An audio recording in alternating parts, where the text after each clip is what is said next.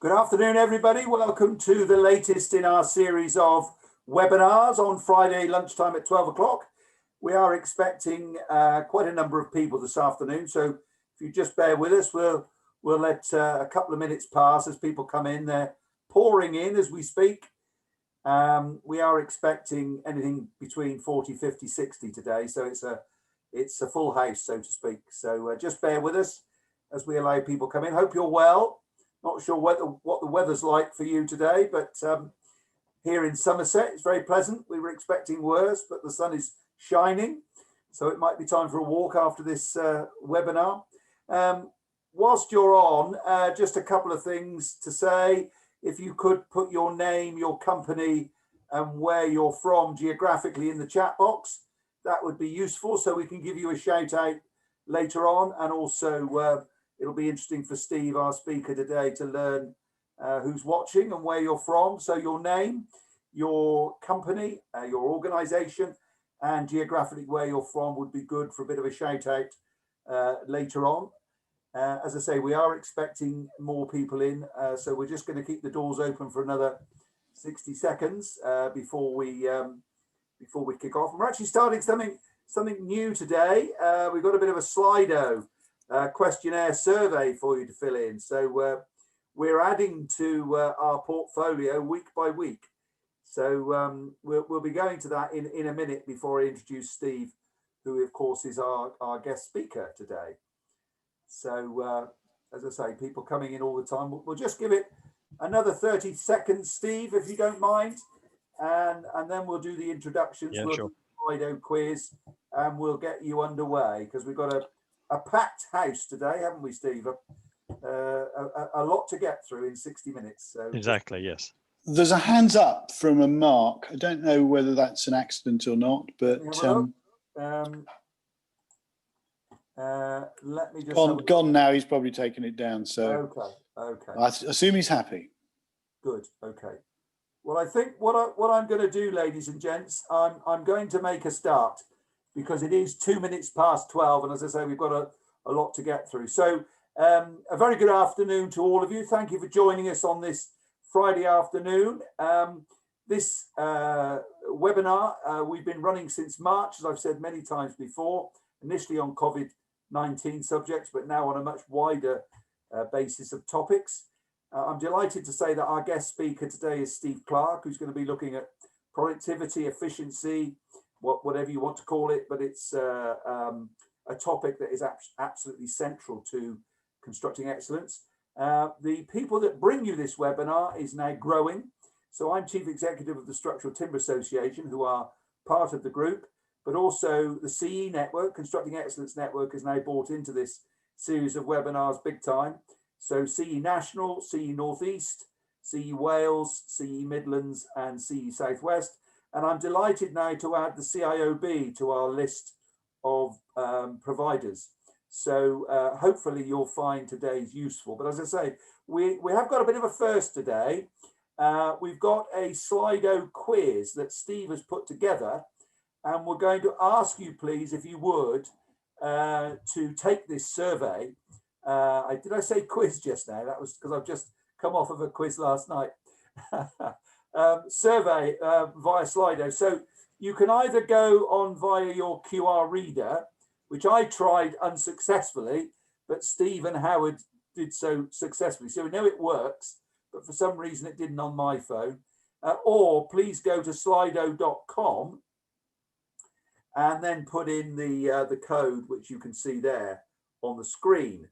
So I'm just going to give you a few seconds, if you would, to get your mobile phones and either go into the Slido survey via the QR reader or the website, quoting the link you can see there. So I hope that's given you time, ladies and gents, to get yourself in.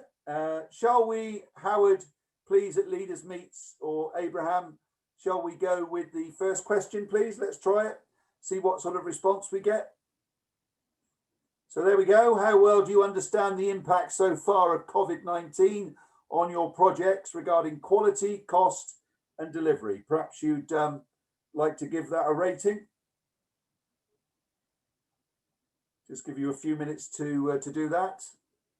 I see we've got 12 responses, so we've got 38 in the house so far. So only about a third of you have managed to answer so far. If a few more could please try that, go to your QR reader, either direct through what you see on the screen or going via the website slido.com, and you can see the link there. So 16, 17 have responded now. 18. It would be quite nice to get past 50%. I think once we do, we'll probably move on. Anyone else? Oh, there we go. We're at 50%. Happy days. Happy days. Oh, 20. The number is rocketing up. I'm going to move on to the next question, if I may, because we do need to get through these, and I think it's the proportion, Steve, you're interested in. So apart from periods of lockdown, how much of an issue has the availability of resource been on your projects? So apart from periods of lockdown, how much of an issue has the availability of resource been on your projects? So let's get up past that 50% mark again, and then we'll move on, because I know I'm taking up Steve's valuable time, but I can assure you the answers to this survey is essential and is an integral part of what Steve is going to be talking about.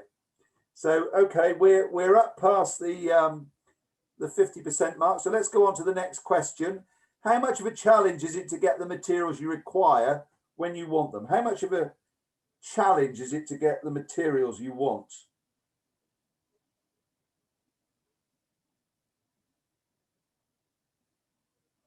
I'm just doing mine as we speak to make sure that that my answers are in the mix, so to speak, with my Structural Timber Association hat on.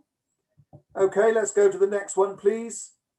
Apart from Zoom and Microsoft Teams, how much further advanced are you with the use of digital tools and technology? That's a good one, isn't it? We've all used Zoom and Teams quite a lot, but there are others. I think I've been using WebEx is another one from memory, and there's a couple more I've got on my laptop, but I must admit I don't know too much about them. So we're past the 50% mark again. So let's go to the next question, if we may, please, Abraham. How robust do you feel your plans are looking out to the coming 6 months? How robust? How robust do you feel your plans are looking out the coming 6 months?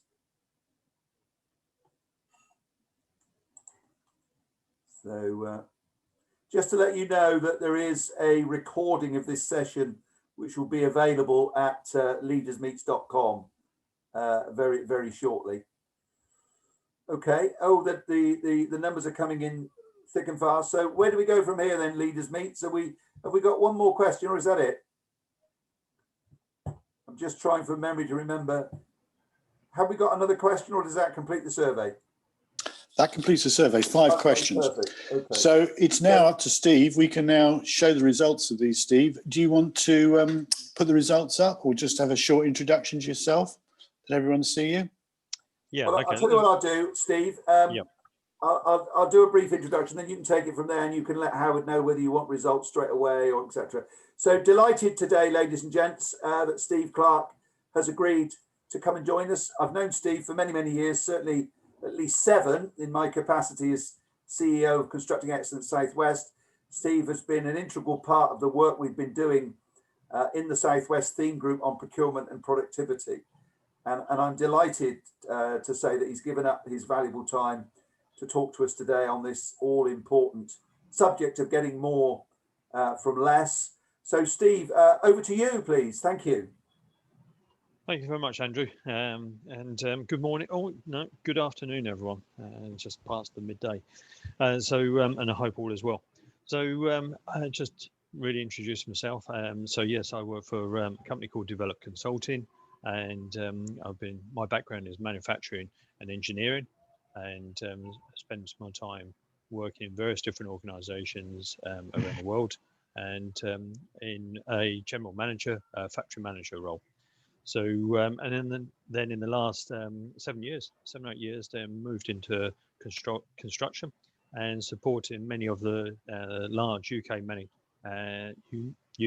contractors with the way that they operate and how they improve their efficiencies. I've been very fortunate in that I've worked across many different types of construction projects in the UK and with many different clients and some really interesting projects. So that's a little bit about me. I will just give you an introduction to Develop Consulting in a second. But if we can move on to the results of the questions, the quick questions that came through.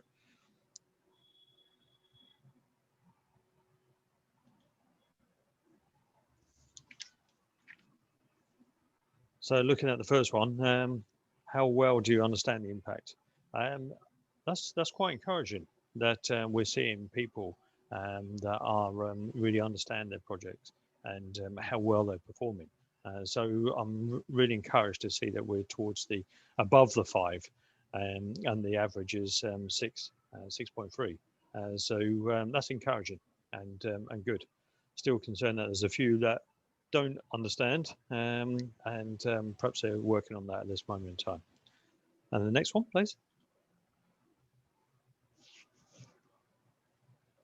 So, okay, this is, again, some surprising numbers in here where we haven't seen any impact on the availability of resource. But again, it's typical to see around the high number, and that's what I've been seeing on various different projects around the UK, is that the level of resource that we have is definitely having an impact on the way that we perform and the delivery of our projects. Okay, that's very interesting. The next one, please. So this is a really wide open on this one, and we're seeing where some people aren't having any impact, and some having a great deal of impact.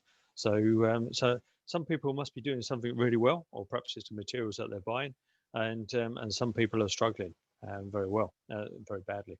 Okay, so that is a surprise. That is completely across the whole board. Next one, please. Again, this is quite broad in that some people are obviously picking up on using some digital tools and technology. Perhaps it's out on site, perhaps it's capturing data, or using modeling, BIM modeling, those sort of things more. So again, a really broad range of different results here. Next one, please. And this is encouraging. This is encouraging that we are seeing that people feel more confident. It would be interesting to have asked this question just a few months ago, in that I think it would have been far closer to the bottom end of the scale than it is to the top end. So it's encouraging to see that we're seeing more, the majority from 5 onwards. Okay, thank you. That's excellent. Thank you very much for that information. I really appreciate you filling in those questions, and I hope it was interesting for yourself as well to see those numbers. The good thing is, I was expecting some of those results to be coming through, and my presentation does pick up on some of those challenges that we're going to talk about. So what I'd like to do now is start the presentation, and I will go through the slides. If you do have any questions, please write them into the chat, and the Leaders Meet team will help you at the end of the presentation with going through those questions, and I will hopefully be able to answer those questions at that point in time. If I'm not able to, then I can pick it up afterwards. But yeah, please, as we go, drop a question down and put it on the side, and then we can pick them up at the end. Okay. So what I'm going to do is just give a presentation, talk about some of the things that I've been seeing over the recent months, and then from that, as I say, we can have a questions session. Okay. So I'd just like to share my screen.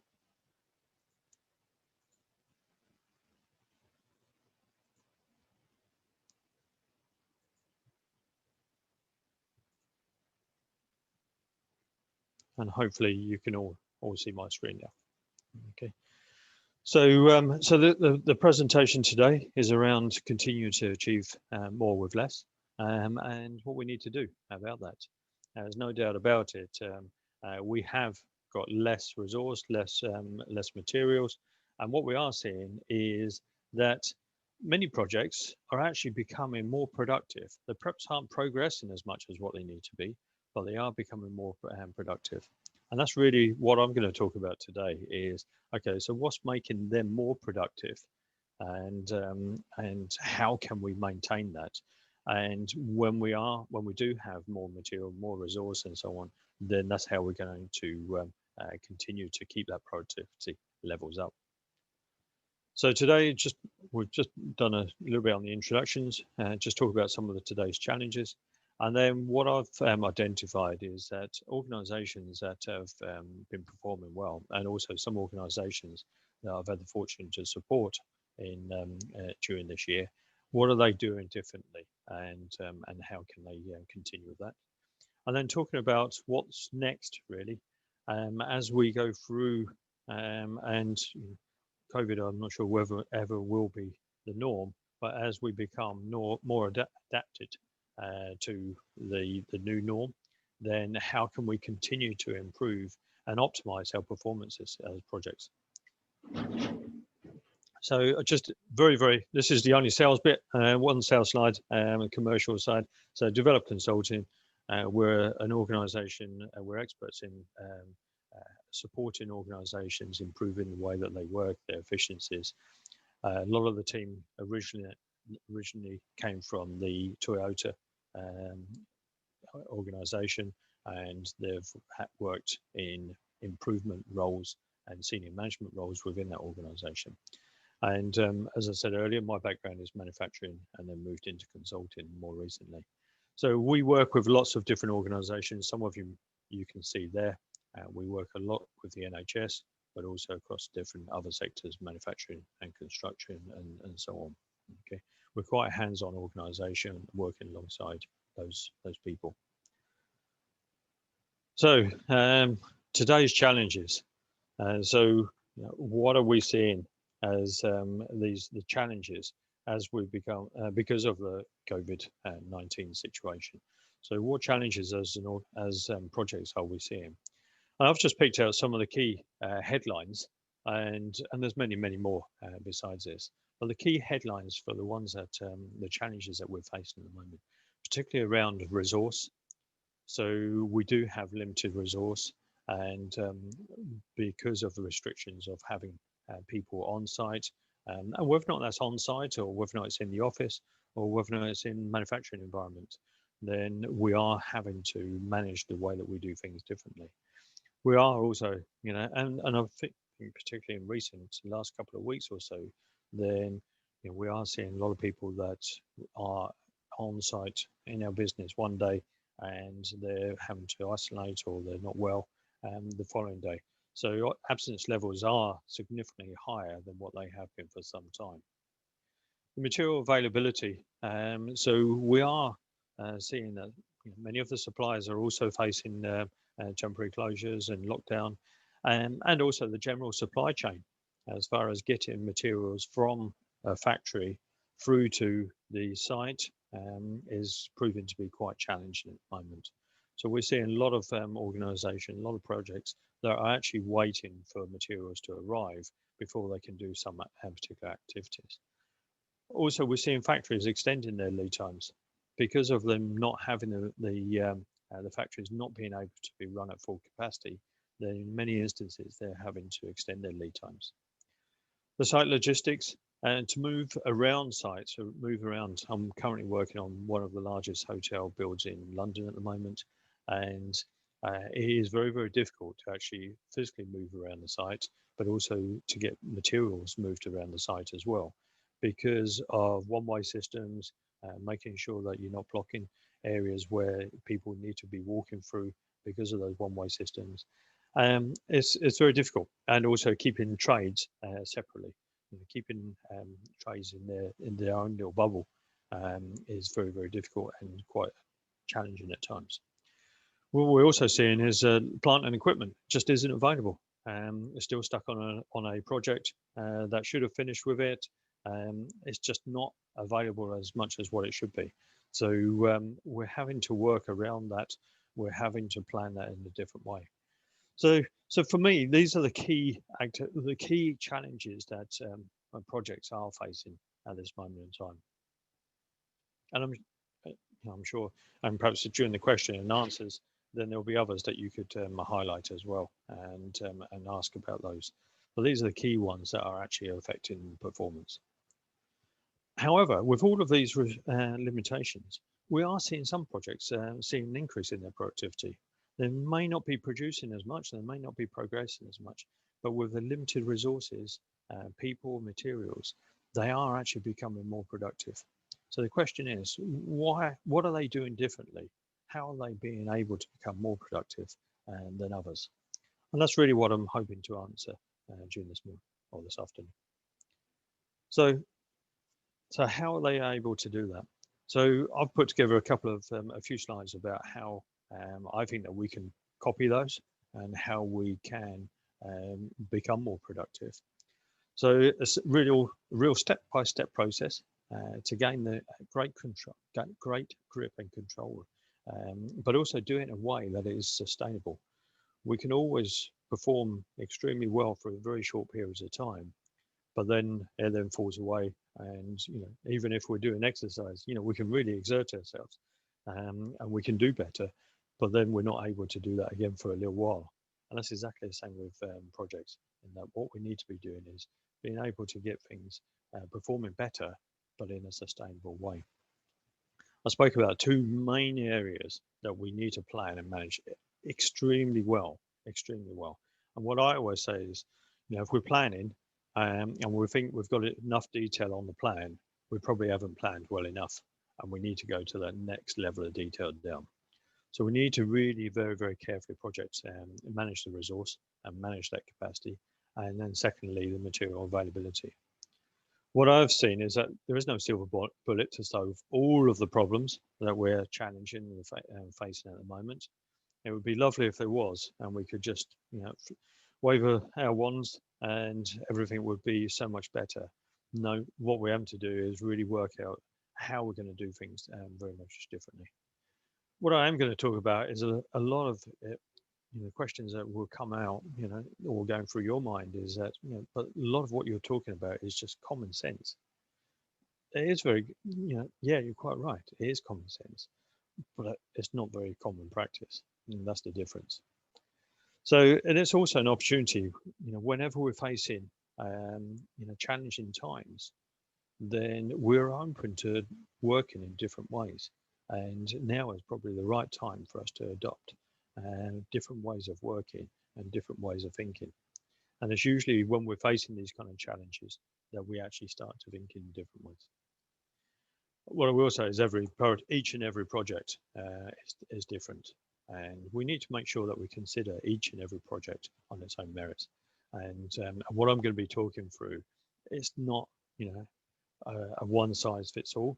It's about adapting and changing the way that we work by using the same principles. So as an overall, what we need to be looking at is a structured phase approach. So it's about understanding where we are, stabilizing where we're the current levels of performance, looking at how we can improve, and then finally looking at how we can optimize. So the first thing that I would encourage everyone to do is really take stock of the current situation and really understand and question the current performance levels. Then once we've got that understanding, we can then understand where the areas that we need to work on and where we need to focus on to really make sure that we are stabilizing our performance. And then we can then move on to the others, the improve and optimize. But it's absolutely essential that we think about this in a continuous way. Quite often what I'm hearing is, okay, let's introduce new digital technologies into the projects when we really haven't got very basic controls in place already. And therefore, what we're trying to is digitalize a poor process, a poorly defined process, and perhaps not the right behaviors.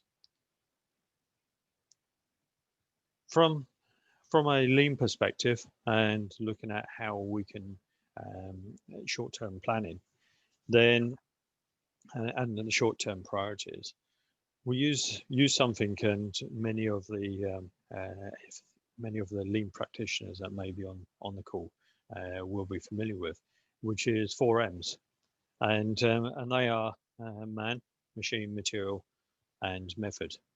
And what we can do is, for good processes and good ways of working, then these are the 4 elements that we look at in term. You will notice that this is quite old, this terminology.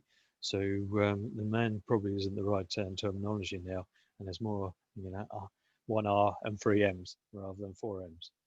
So from the resource point of view, then what we need to be doing is creating very safe working conditions to make sure to allow as much resource on site as possible. We need to ensure that resource is working on the right things at the right time, and we really carefully manage that level of resource. It's a precious commodity at this moment in time. The machinery side then is making sure that we've got the right plant and equipment.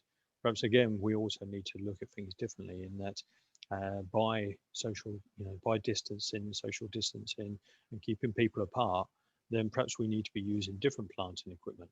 So that's something that we need to be looking at.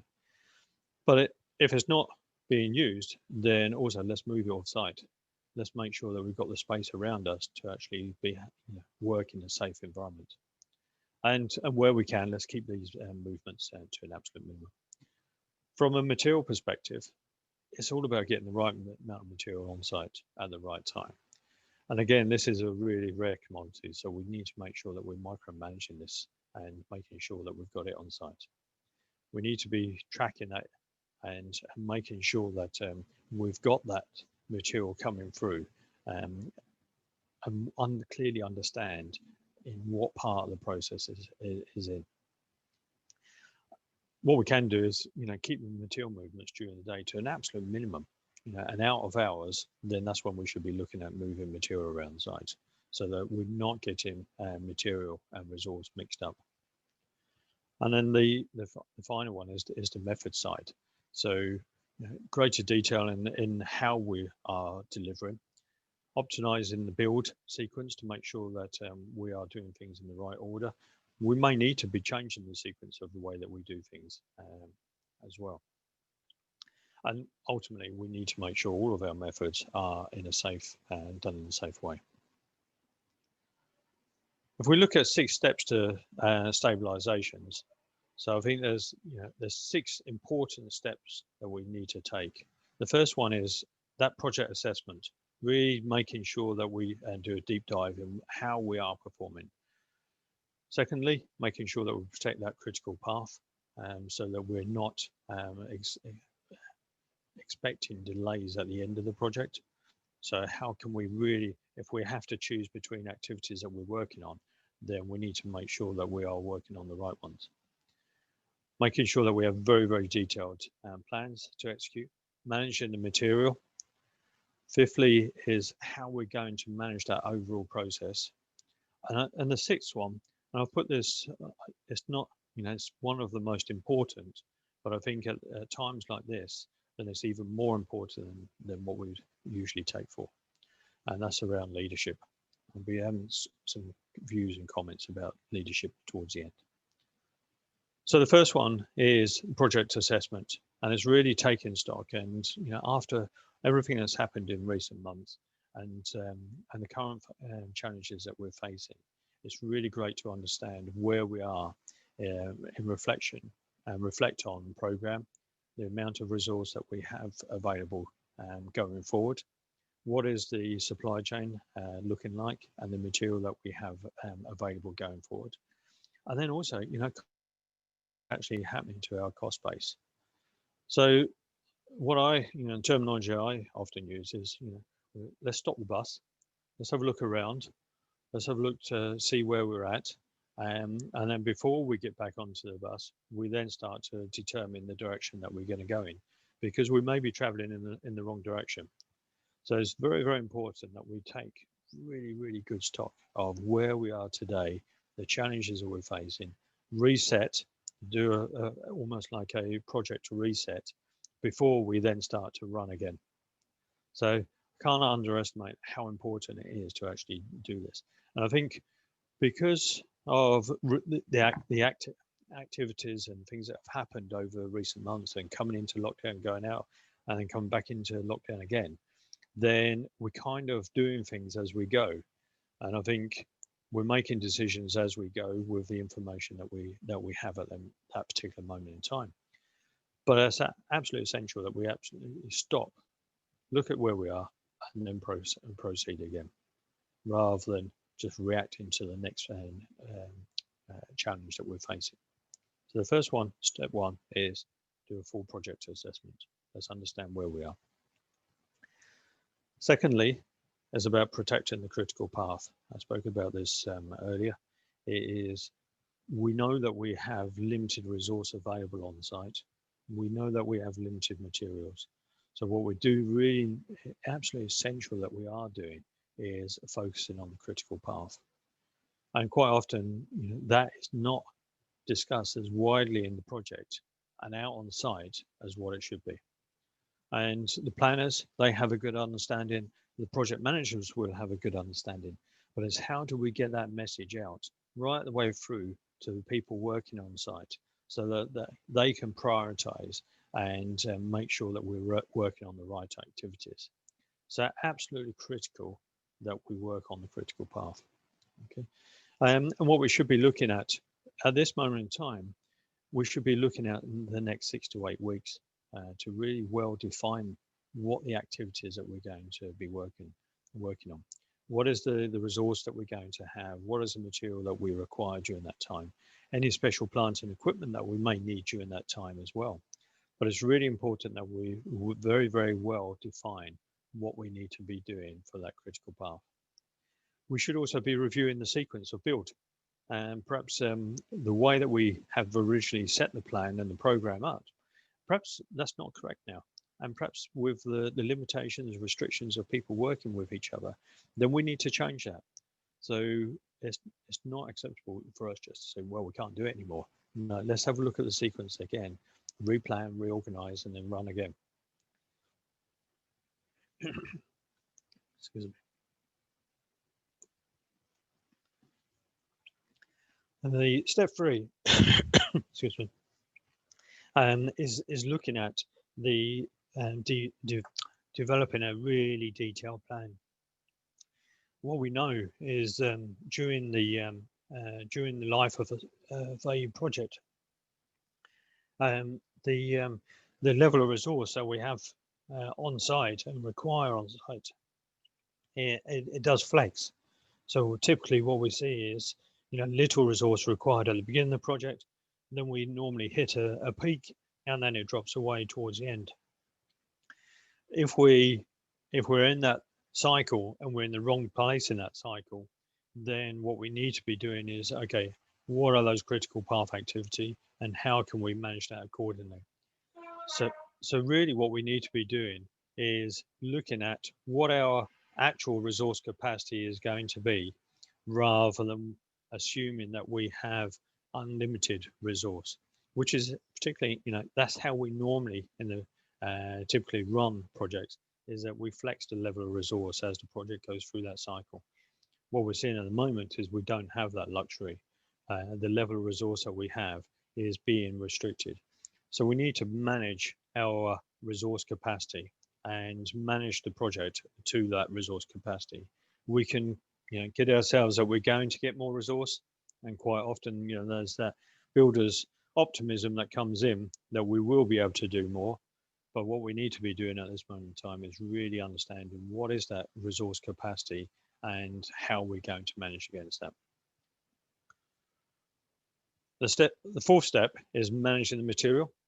So it's about making sure that we have a great understanding of the availability of material around us, and what is going to be delivered when, what are the lead times, what are the delivery times that we can be expecting, because quite often what I'm seeing at the moment is those lead times are being lengthened, and the project teams are not being aware of those times being lengthened until they actually need it. So we should be talking with our supply chain now. What is the lead time? When can we expect it? And make sure that we're asking those questions today, rather than expecting material just to arrive on site like it has done in previous years. We're not in the same situations, so we do need to be managing it differently. We should be managing our material through the site, and on many, on some projects, it's very difficult to have out of hours deliveries and so on. But what we should be looking to do is try and keep the material deliveries to as small as possible during the working day, so that we can keep people and material separately, because we know that as material comes in, then that does have a limitation on how we can move around the site, and particularly on some of the smaller sites that are in quite difficult environments. So we need to make sure that we plan this, the material movements, the material deliveries, extremely well, and make it visual, make it so obvious that people can understand what is going to be delivered by when, so we can make sure that we're making the right decisions. And the fifth step is really managing the level of resource that we have on site. So I spoke about the resource being a very, very difficult commodity to get hold of at this moment in time. So what we do need to do is really make sure that we manage that very carefully. So whilst we're not able to do everything that we want as a project, every hour counts. An hour lost now potentially could be an hour added to the project. And what we don't want is none of us can afford projects to be extended and continue to go on. So it's really important that we have a very, very strong performance routine and performance management routine. So what we should be doing is tracking, certainly on a daily basis, the activities that we're working on, the progress that we're making, and what are the key issues that are going to be coming up shortly. So we can use a lot of this, what is typically known in lean circles, is short interval control. So we're managing material, we're managing resource in a very, very well-defined routine. So we should be looking at this on a daily basis. So a lot of visual management boards, like you can see in the picture, is what we will be using. And it makes sure that everyone is aligned. And again, make it big, make it visual, make it big and bold, especially with current environment where we do have to distance, so that groups of people can come together, but there's big, and the information is big, so that we can all stand separately and we're not next to each other. So we can also use some of this as teams. So some of the projects that I've worked on, we have visual management boards in certain locations, and then you can then have other people dialing into it so that they can see what is happening as well. But really, what we want to do is make sure it is really, really visual and not held in someone's computer. And we should be looking at, on a daily basis, okay, what's gone well, what's not gone well? Are we winning or losing? What do we need to be doing today? What's going to stop us delivering today? And it's that kind of level of detail that we need to be managing to at this moment in time. Okay. Even more so than normal. And really, it's about matching our capacity, what we're able to do, with what is the demands on us. So what is our capacity as far as resource, materials, plant and equipment, managing realistically and honestly what that capacity is, and then looking at what the demand is. So looking at what the program is and how we're going to protect that program. So it's a balance, a fine balancing act between the two of these. And this balancing act is helped by two things. One is making sure that everyone has an input into that. So all of the parties that need to be involved in that capacity demands balancing act have an input and are aware of that. And then secondly is really making sure that we are constantly monitoring and managing that through the short interval control to make sure that we are always monitoring what the capacity and the demand is and trying to keep that as balanced as what we can do. So it is like a seesaw, and that's really what we need to be doing on a daily basis. The sixth step, and I think this is even more important than what it normally is around about leadership, and it's about making sure that we have great leadership. The organisations are really desperate for great leadership at this moment in time, and how our leaders perform and how well they perform and how well they lead us as organisations will determine how we come out of this in the coming months. So absolutely critical. And I think really what we need to be doing is those leaders, they need to be present, they need to be visible, they need to be available for people. But really what we also need to do is we want them to take structure, we want them to have control, and but control through their teams, not just as individuals, have control through their teams and making sure that everyone is contributing. Even more so with many parts of the projects, many parts of the teams are actually working from home. So what we do need to do is create a way of giving information, giving data to the leadership team, and also back again to those people. So it's important that we have a clear structure and process in place that the leaders can actually lead and make sure that people are coordinated and aligned. It's quite easy at the moment with people working from home to be working on what they think is the right thing, which may not necessarily be the right thing for the overall business. So we need to make sure that we have those processes in place. We use good data. We use good that gives us good information that we can make great decisions. So we should be making sure that we have that structure in place for the leaders to really lead their organizations. And this is a typical example of a project that I'm working with at the moment, where really what we want to do is have an alignment between what is happening on a daily basis out on site, right the way through to project delivery. So this is a typical example of how we can escalate information and data, and also cascade it as well. So what we would expect is on the site is to have a structure, a process of information flowing into other review meetings that is then escalated to the key points and then escalated to the right level and then put into a weekly management review that can then be taken by the senior leadership team. But it's absolutely essential that we can have a clear line of sight from what is happening on a daily basis right the way through to what we're delivering as an overall project. And I think the key thing here is about the flow of data and information up and down that process. So what we need to make sure is that we're getting good data that is flowing right the way through from what's happening on site, right the way through to the project review meetings, and information is flowing back again. So it's absolutely essential that we have that.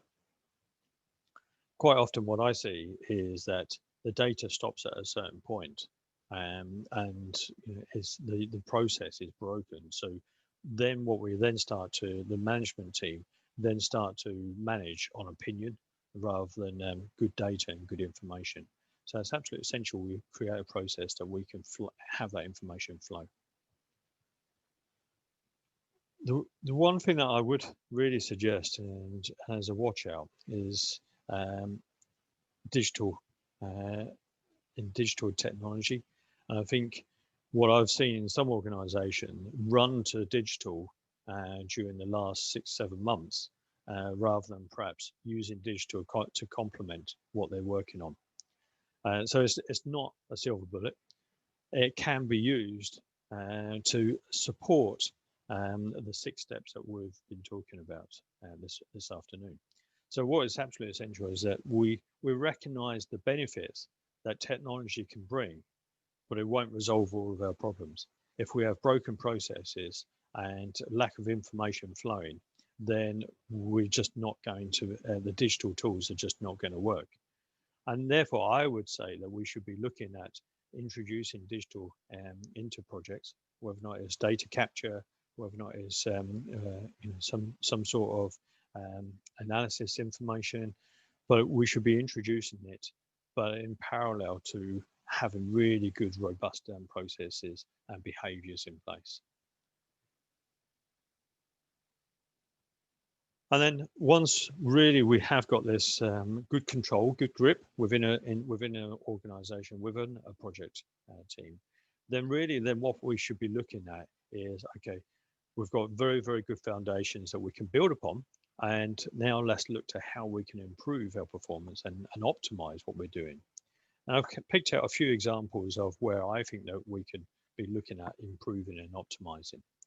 And I think it's about bringing these into the process and into our way of working at the right time. And I don't think there's, there shouldn't be anything new on here at all. What I would expect is, on the improve is about how can we get more resource on site? How can we get more materials on site? And, many of the things around resources about how can we open up the site better? How can we, perhaps it would be a case of getting car parking, because we don't want them to be traveling on public transport. So perhaps we should be able to get a car park nearby. I know certainly during the first lockdown, then some of the construction sites were renting places like London Zoo car park so that they could get people to site in an easier way. And it's about, let's look at different ways of getting materials on site. Perhaps we should be holding a location near to site that we can kit up materials, that we can then ship them straight to site, and we can then send that kit of materials to a particular room for us to be building. So I think it is, we could be, once we've got those processes in place, we can look at doing things quite differently to how we've done in the past. But we need to make sure we've got the foundations. And then optimize. I think these are the things that we, as an industry and a sector, we are looking at, and we need to continue to look at introducing these. But it's really about making sure that we go through the right level of improvement before we get to optimize. And again, unfortunately, I've seen organizations, projects where, they've introduced off-site, yet the team on site didn't have those basic controls in place. So the off-site manufacturing and the modular build just didn't work, and it had to be reworked. So it's about making sure that we introduce these sort of things at the right time. So in summary, it's about concentrate on basics to get really good grip and control to stabilize the boat. That's what we need to be doing. And then building upon those with these 6 simple steps that we can take. And then we can then look at how we can improve and optimize. So at that point, I've skipped through quite a bit of information in a relatively short period of time. So at this point, perhaps we could open it up to questions. Okay, Steve, thank you. If you mind not sharing your screen now, then we can Okay. we can then go to the questions and so on. Okay. Just while we give people a few more seconds, if they've got any questions for Steve, kindly put them in the Q&A box at the bottom of the screen. Just a few shout outs. We say hi to Mark Preet from NTU in Nottingham, Gavin Thomas from Becht in Cardiff, Kevin Redfern's here from Curry and Brown in Exeter, Jessica Newton, P&HS Architects in Newcastle, Ian Thompson's here from WSP in Manchester, Carl Dobson, a student from Northumbria University, and WYG, Stephen Bell, BT Bell in Hexham, and last but by no means least, very good afternoon to Dave Thacker from Countryside Properties, who I know is listening in because he's going to be in the hot seat next week, Steve. So, but not on his own. He's going to be one of a panel. Okay. So, the first question I've got here from Neil Cutting. Your process description is helpful, albeit is more representative of a rational, linear view of the world, which we know far more dynamic, changing all the time and not always filled with rational actors. What advice would you give us to thrive and keep our heads while everyone else is losing theirs? So I think absolutely spot on. I totally agree. We are in a changing environment, and it almost feels like continuously changing. And I think really some of the steps that I talked about later on in the steps 5 and 6 is about having that that performance management routine, having that process in place, that we are constantly monitoring how things are going and what are the issues that are coming and facing us. It's about having the people really understanding what those issues are, bringing back the intelligence to the rest of the team, and then from that, they're making decisions accordingly. So it is, and I think even more so over the coming months, we're still going to continue. We're still going to be in this environment where we are going to be constantly changing. I think it's making sure that we're light on our feet, that we are quick enough to react to those changes. So by having the process in place, that are, as I say, finding those things, finding that intelligence, reporting it back into the organizer, into the project team, and then making quick decisions based on that. So rather than at the moment, or quite often I see on projects where they have a weekly review cycle, a lot happens in a week in this current environment. Or unfortunately, a lot may not happen in a week in this environment. So I think it is about having that, even that touch base on a regular basis, so that we're constantly aware of where we are and then make good decisions based on data, not on opinion, but good decision based on data. Thank you, Steve. I've got a statement and then some questions, which are Okay. in the Q&A box. First of all, a statement says, "Good to see the collaboration mentioned in an above point in your step 5." So yes, collaboration is at the centre of everything that we stand for within constructing excellence. So yes, absolutely essential. But a question from an anonymous attendee. You mentioned leaders earlier. What do you think leaders need to be doing in particular at this moment in time? Didn't read that very well. What do you think leaders need to be doing in particular at this moment in time? That's probably a better inflection. Okay, so I think it's absolute, as I said during the slides, I think today leaders are even more important than what they have been.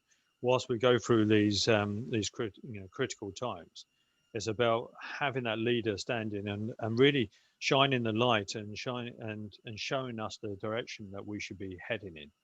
I think there's an important part that is what I talk about is leadership shadow. So how we behave is how our teams, how our people, and how our organisations. And I think it's times like this that leaders need to stop and think about how they want their organisations to see them, but also how we want our people to be behaving. So however we behave as leaders is how our teams will behave. So we need to look at what we are expecting from them and then start behaving in the same way so that we do have that shadow. Okay, thank you. A couple more questions. I'm going to, before I bring this to a conclusion, because we've got another survey to carry out. Gavin Thomas says, "I'm in the stabilising phase on site. Would you recommend only going digital with the processes in the improve phase or starting now?" Hi, Gavin. I think it is about making sure that you have those controls in place, and making sure that you really understand how you're performing, and then introduce the digital, the data capture, things like that. Once you're on that journey, I would definitely not suggest the opposite way around. And some organisations do that. They start their digital journey, start introducing data capture without really the processes, and the behaviours, more importantly, already in place. So once you've started that journey, then you can start to bring in your digital, but definitely not the other way around. So good luck with that, Gavin. Thank you. We're going to put there are two more questions in the box, Steve. I'm going to put them together. Okay. Before I ask you that final question, to everyone that's listening, you'll see in the chat box that Leaders Meets have put a link to the final survey, which while Steve's answering this question, perhaps we'd ask you to fill out that survey, or indeed when it comes on the screen later. But you can fill that in after the event. And don't forget that this event is being recorded and will be available on the Leaders Meets website shortly afterwards. But the next two questions I'm going to link together, Steve, if I may. Okay, yeah, sure. Then from an anonymous attendee, are we saying that to achieve higher productivity, the contract periods need to be longer? Do we program for shortest brackets theoretical build times rather than the most efficient productive build times? And also, are you suggesting we need a combination of lean and agile approaches? God, there's a lot of questions in there, Andrew. A lot of really good questions, and I could take time. So basically, are we saying that to achieve higher productivity, the contract periods need to be longer? Do we program for shortest build times rather than the most efficient productive build times? And are we suggesting we need a combination of lean and agile approaches? Okay, so I think we should be planning for realistic, achievable programs. I think that's more often than not, as I use the term quite often, is to builder's optimism, in that one way or another we'll get to it. Quite often we don't, sometimes we do, but more often we don't. So I think it's about making sure that we realistically plan our programs. We should always be looking at, but I think it is about spending that amount of time really planning and organising it very, very well so that it is realistic. So that's what we should be planning for. And I think lean and agile, there's a lot of commonalities between the two. And I think what I would suggest is the lean activities and the lean thinking does make us more agile, and it does give us information and data to react to far quicker. So I think there's a common ground between lean and agile, and but the main focus I would be suggesting is that we concentrate on the lean side, because that is the sustainable approach, whereas an agile approach makes us more reactive, and the agile approach for doing quick bursts perhaps doesn't give us the sustainable results that we want. Okay, thank you, Steve. I'm going to ask now Howard at Leaders Meets, or Abraham at Leaders Meets. Could you bring the final survey up onto screen, please? Andrew, we're going to keep this open. So as long as people have opened this on their phone or their device, we'll leave this open for 20 minutes or so. So you don't need to necessarily rush to do it, but we would ask if you could please give us your feedback. It would really help, so that we can look as to how we can improve these sessions, etc. So many thanks. Okay, back thank to you, you, Andrew. Howard, for explaining that. That's great stuff. So no desperate rush then, ladies and gents, to finish this before 1 o'clock. Please feel free to do that in your own time over a coffee and a sandwich in a moment. Now then, it is just coming up to 1 o'clock. So I think probably the time is right now for me to thank you, Steve, for giving of your time and your experience and expertise. I found it most useful. I'm sure everyone else on the webinar did also. So thank you to you. Thank you once again to Howard and Abraham at Leaders Meets for hosting today's webinar and all of our webinars on a Friday. And just to say that next Friday at midday, we have another very important topic.